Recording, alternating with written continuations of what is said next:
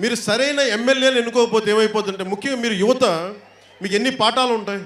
మీకు క్రైమ్లో చిన్న పోలీస్ కేసులో మీకు ఉద్యోగాలు రావు, ఏదైనా చిన్నపాటి కేసు ఉంటే మీకు పాస్పోర్ట్లు రావు. కానీ మన ఎమ్మెల్యేలు వచ్చి మీరు ఒక చిన్న దురుసుగా ఒక మాట మాట్లాడితే, ఉదాహరణకు ఒక అభిప్రాయం తెలియజేసే యూట్యూబర్స్ని కూడా ఈ మధ్యన 3 యూట్యూబర్స్ని పట్టుకొచ్చారు, మా జనసేనకు అండగా ఉండే యూట్యూబర్స్ని. అంటే ఎవరు ఎదురు మాట్లాడకూడదు ఈ ప్రభుత్వానికి. అరే ఇది ప్రజాస్వామ్యం అయ్యా, మాకు అభిప్రాయం ఉంటుంది. మీ ఇష్టానికి నోటుకొచ్చి మాట్లాడేచ్చే. ఆంజనేయ స్వామి విగ్రహం చెయ్యి విరిగిపోతే ఆంజనేయ స్వామికి పోయేదేమి లేదనే నోటు దురుస్తూ మాకేం లేదే, మేము చాలా బాధ్యతగా మాట్లాడతామే. కనకదుర్గ ఆలయం మీద రథం దగ్గర ఉన్న వెండి సింహాలు పోతే ఏంటి వాటిని అమ్మేసి మేము మేడల్లో మిల్లులు కట్టుకుంటామని చెప్పి అంత నోటు దురుస్తూ మేమే మాట్లాడట్లేదే. మీరు మాట్లాడేచ్చే. మేము అభిప్రాయాలు చెప్పకూడదా మేము? ఇలాంటి వ్యక్తుల్ని మనం ఎలా ఎదుర్కోవాలి? సమిష్టిగానే ఎదుర్కోవాలి ఖచ్చితంగా.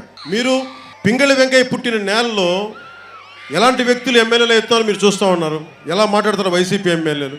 దేవుడు లేని ఊళ్ళో అంటే మంచం కోడే పోతురాజు. విలువలు పడిపోయి నోరేసుకొని పడిపోయేవాడు గొప్ప ఎమ్మెల్యే అయిపోయాడు ఈ రోజున.